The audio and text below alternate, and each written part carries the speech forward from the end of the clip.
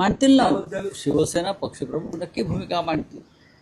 उमेदवारी अर्ज तर भरावाच लागेल ना, तेव्हा तुम्हाला सगळ्यांना आमंत्रित केलं जाईल. नाही 30 तारीखला उमेदवारी अर्ज भरण्याचा शेवटचा दिवस आहे, 4 दिवस आहे. तर काही होतंय का? काय होतंय? उद्धव ठाकरे स्वतः इच्छुक नाही आहेत काय का? होतंय काय म्हणजे काय, ही ती काय बाळंतणीची खोली आहे का? नाही कदाचित 30 तारखेला आ 30 झालंय तारखेला होत आहे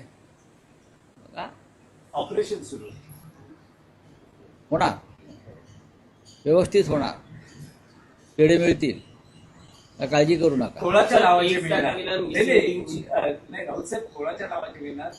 उद्धव ठाकरे कळेल ना तुम्हाला, त्या क्षणी कळेल ना. नाही पण अनेक लोकांचे पेढे वाटायचे आहेत ना, काय आमचेच आहेत का फक्त? भारतीय जनता पक्षाचे आहेत, मिंदे गटाचे आहेत, अजित पवार गटाचे आहेत, सगळ्यांचे पेढे खा तुम्ही, आमच्याच पेढ्यावर लक्ष का तुमचं? पण शिंदे अतिरिक्त उमेदवार लढवण्याच्या तयारीत असंही कळतंय. कदाचित निवडणूक होऊ शकते, कारण शिंदेकडे ही नावांची यादी खूप आहे आणि त्यांचं असं एक त्यांच्या पक्षात अशी स्ट्रॅटेजी आहे की काँग्रेसची अतिरिक्त मतं आहेत, एनसीपीची अतिरिक्त मतं आहेत, या सगळ्या भरवशावर शिंदे इतके महान सद्ग्रस्त आहेत की ते भारतीय जनता पक्षाची मतं सुद्धा फोडू शकतात.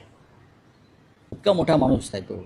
अमित शहानी वाढवलेला, देवेंद्र फडणवीस यांना अडचणीत आणण्यासाठी ते भाजपची मते फोडू शकतात, असं तुमच्या मला एकंदरीत बोलण्यावरून वाटतंय की ते सुपर पॉवर आहेत महाराष्ट्राच्या राजकारणातले. तसं काही नाही आहे. प्रत्येकाने आपापली मतं सांभाळावीत, भाजपनेही सांभाळावीत, मिंध्याने सांभाळावीत, अजित पवार गटांना सांभाळावीत, कारण हे मतदान गुप्त आहे आणि कोणी कोणाचं नसतो, सगळे पैशाचे आहेत.